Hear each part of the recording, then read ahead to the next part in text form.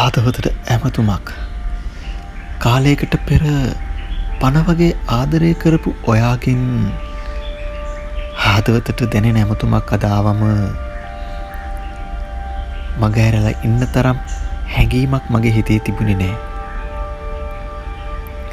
ඔයාගේ කටහඬ අහන්නවත් අහන්න තරම් හයියක් නැති වුණ මට දරාගෙනම ඔයාගේ කටහඬ අහන්න වුණා.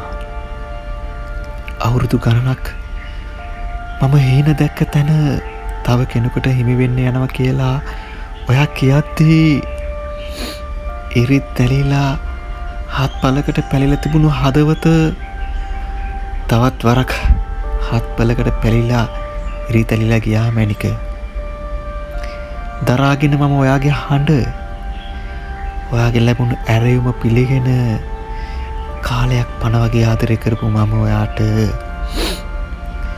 මගේ හොඳම යාළුවාගේ බිරිඳ වෙන්න ඔයා ඉන්නවා කියලා කියපුවාම මම දරාගෙන ඔයාට සුබ පතනවා ඇරෙන්න වෙන කුමක් කරන්නද මගේ මැනික.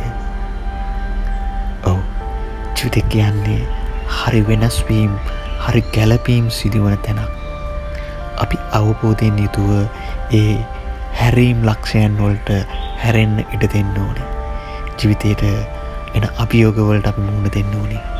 අපි ආදරය කරනවා කියලා අපි ජීවත් වෙන්න ඕන කියලා ඒ ආදරය අල්ලගෙන බදාගෙන තබා ගන්න අවශ්‍ය නැහැ.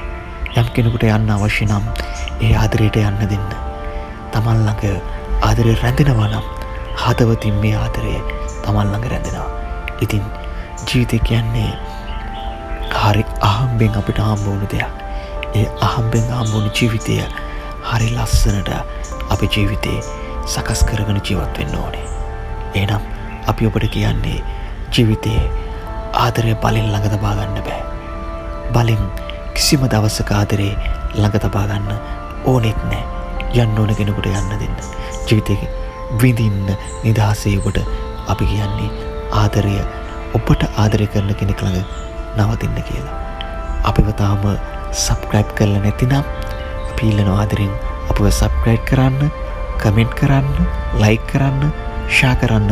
අපේ ආදරණීය පණිවිඩ තවත් කෙනෙකුට බලන්න ආදරෙන් පරාද වෙලා ආදරෙන් වේදනාව විඳින කෙනෙක් ඉන්නනම් අපේ ආදරණීය පණිවිඩ බලලා ඔහුගේ හිතට පිළිසරණක් වෙන්න පුළුවන් නම් ඒක ඔබටත් ලැබෙන මහඟු අවස්ථාවක්.